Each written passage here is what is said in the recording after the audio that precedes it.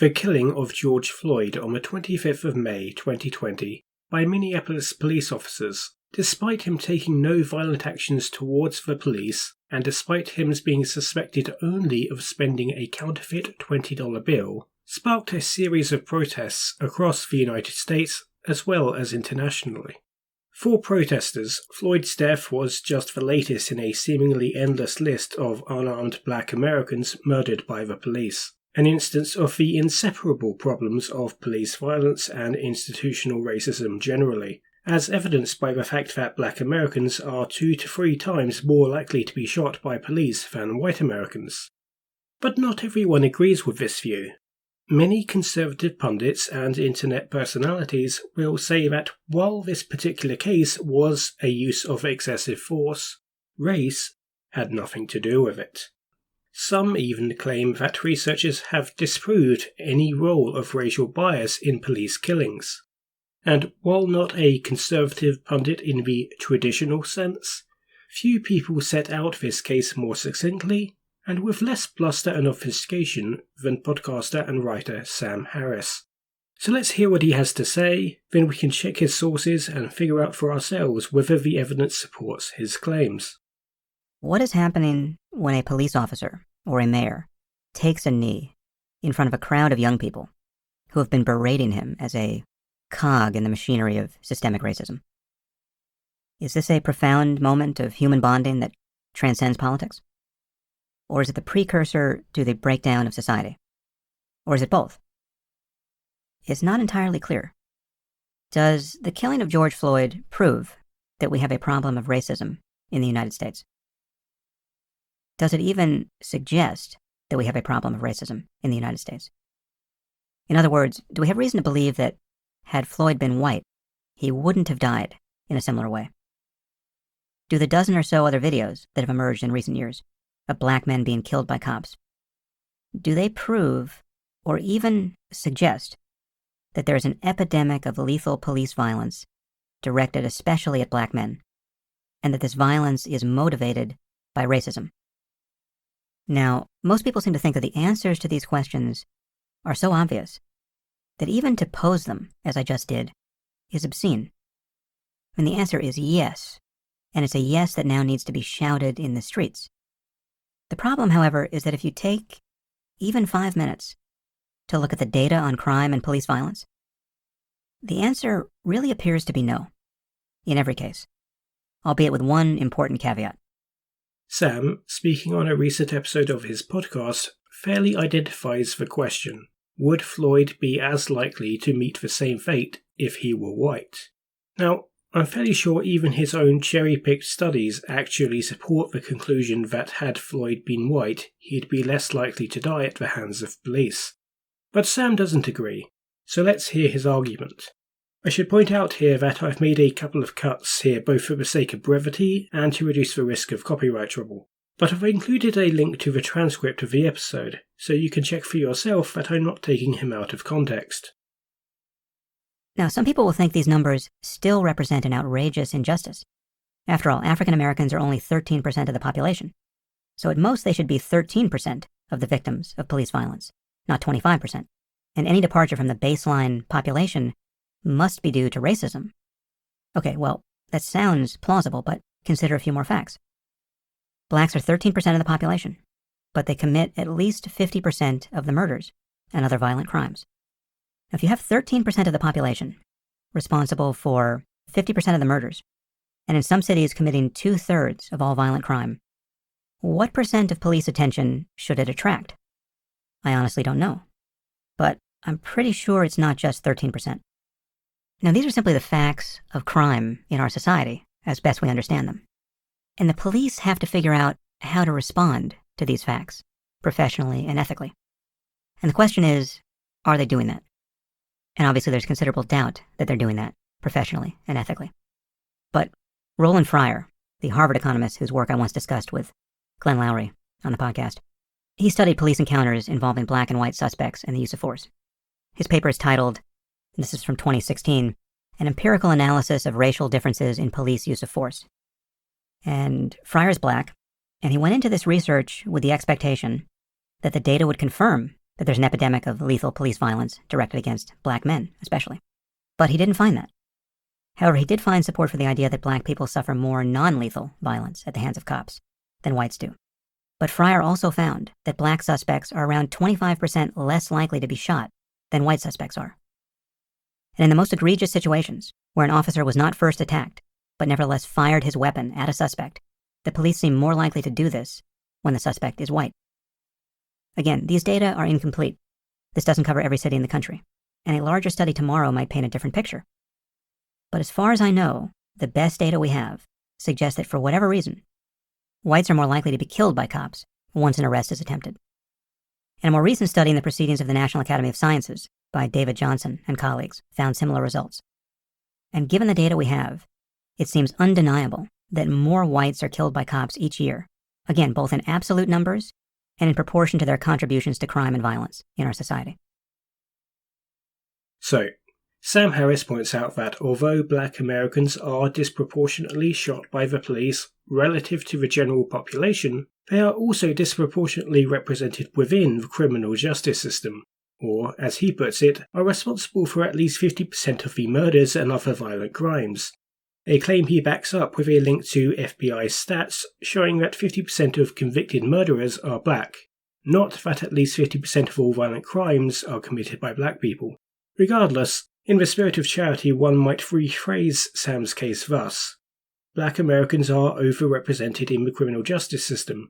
It's possible that this is at least in part due to a higher crime rate among black Americans, and that whatever social injustice may be responsible for that being the case, it doesn't necessarily follow that the discrepancy in the rate of shootings is a result of direct racial bias on the part of the police. Sam then cites a study by economist Roland Fryer, which, according to Sam, supports the conclusion that black people are on the receiving end of more non-lethal violence, but also finds that they are less likely to be shot than white suspects.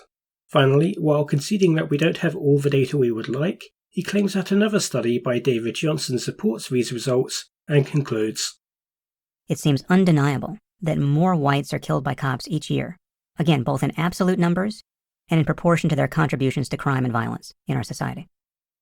Now, to understand Roland Fryer's methodology, it's worth first asking why the more naive approach of comparing the proportion of white and black Americans shot by police to their respective proportions of the general population, or to their proportionate contribution to some measure of crime, falls short.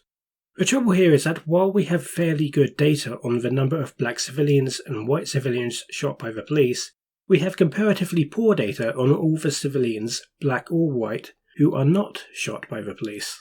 By which I mean that for any given scenario involving an encounter between a police officer and a civilian, there is some number of civilians who will be subjected to non-lethal force or no force at all, and some number who will be shot.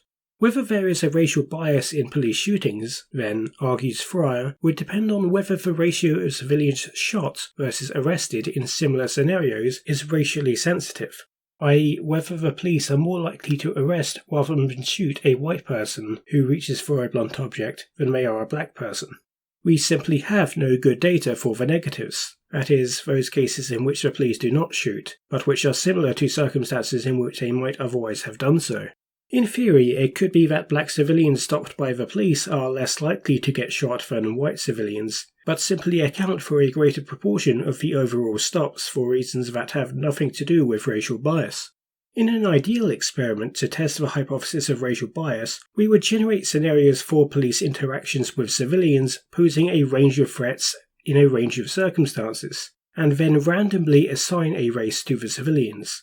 If significant differences are found in the rates at which black and white civilians are shot, given a particular level of threat, then this would demonstrate racial bias is the cause of the discrepancy, as no other variables differ. In reality, of course, it is impossible to randomly assign race to civilians involved in real police encounters, and it would obviously be an unethical experiment to carry out even if it were possible. But this is where Fryer's study comes in. He tries to do the next best thing with an observational study. He takes the dataset of those shot by police in Houston and adds those arrested in cases where a shooting would supposedly have been justified in order to make precisely such a comparison.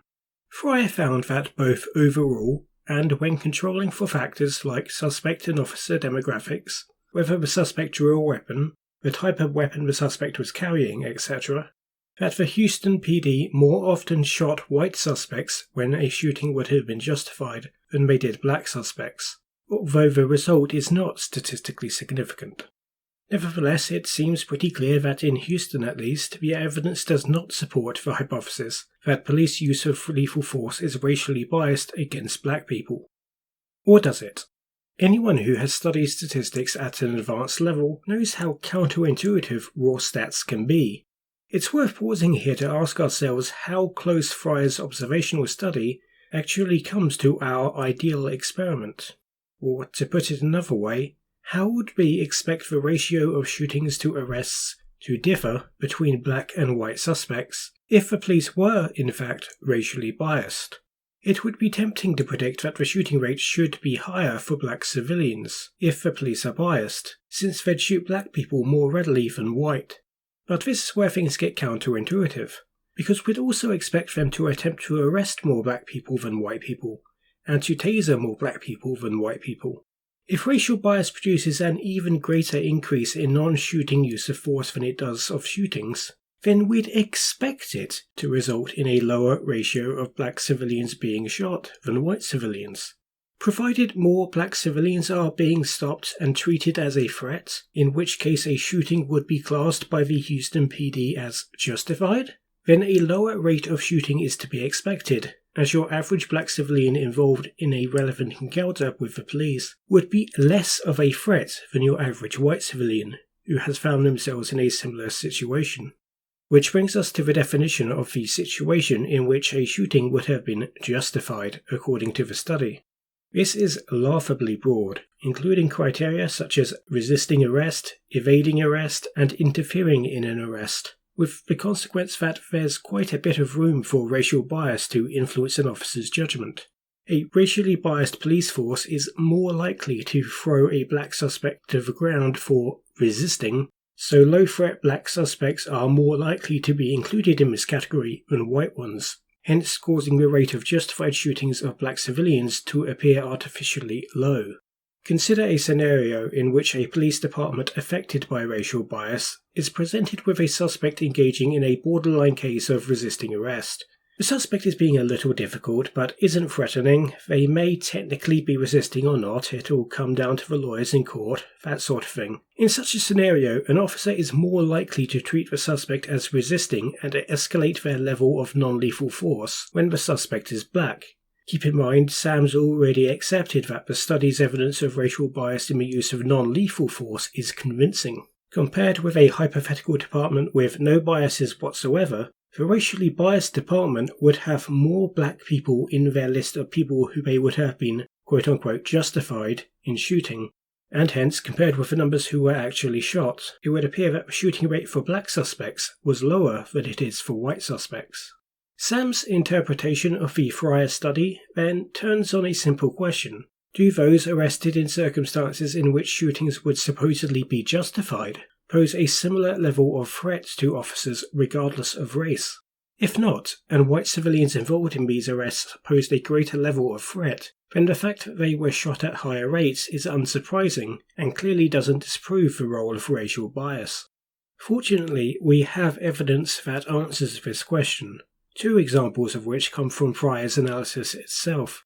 You see, Fry presents his Houston data in a table with the raw ratio of black civilians shot compared to white civilians in the top row, with every subsequent row adding a new control. First, suspect demographics, then officer demographics, then encounter characteristics, etc. It's this third control, encounter characteristics, which is most interesting as it includes whether or not the suspect drew a weapon.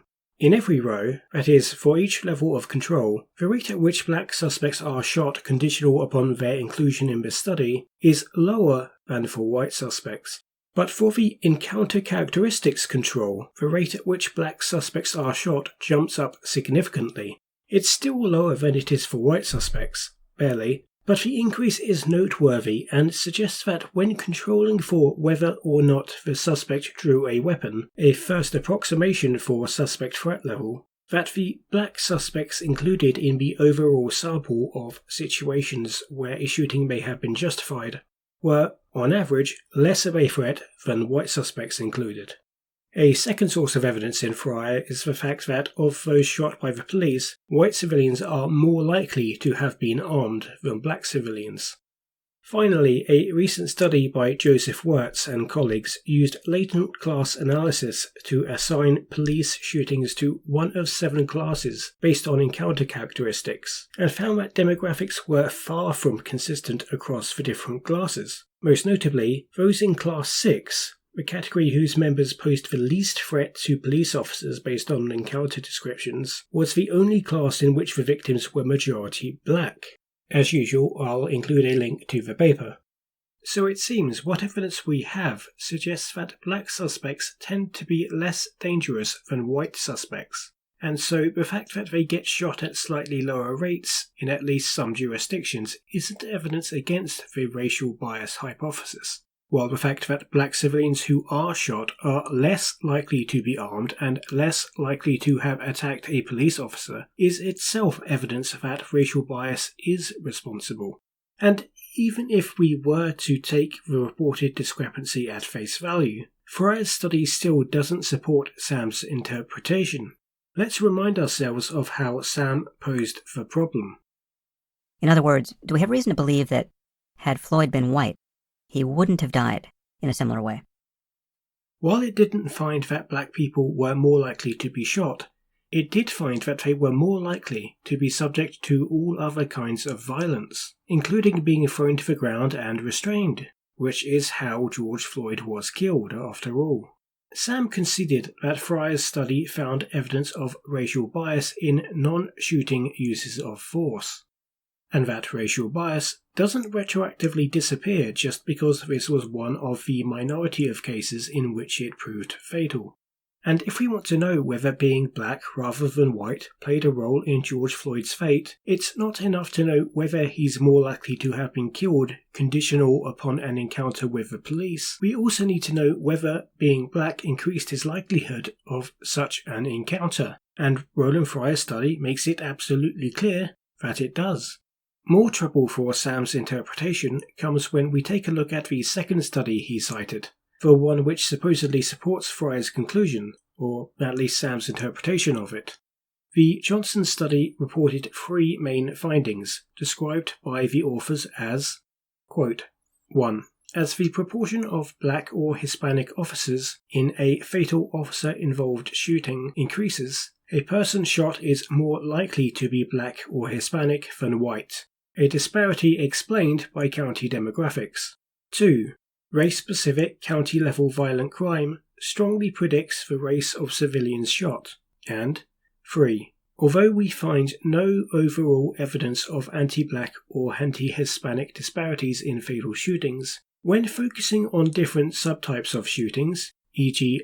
unarmed shootings or suicide by cop, data are too uncertain to draw firm conclusions. End quote. None of which is what the Fryer study looked at.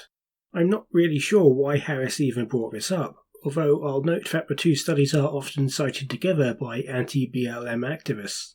The sad part is, all of these are objections that Sam could have been aware of, and either accepted or responded to if he felt he had a good counter-argument.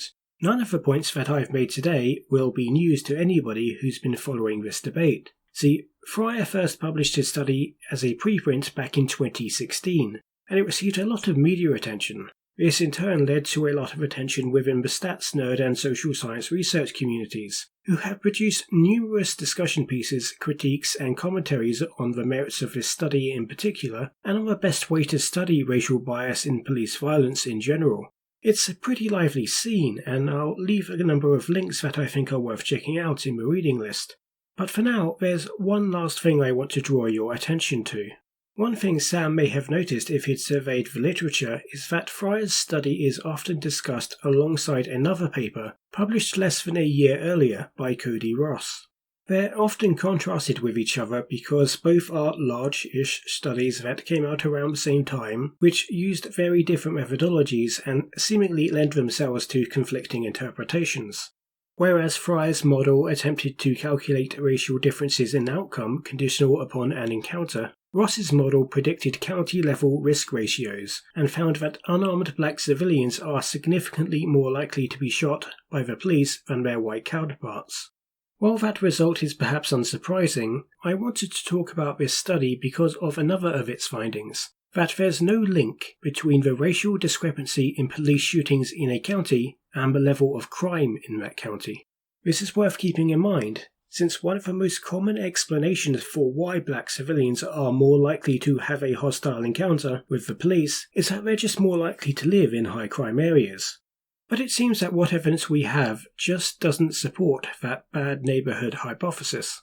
One final thing. Although Ross didn't find any link between racial bias and crime rate in an area, he did find a link between racial bias and low-income areas, a link between racial bias and the proportion of black residents in an area, and between racial bias and the level of economic inequality in an area.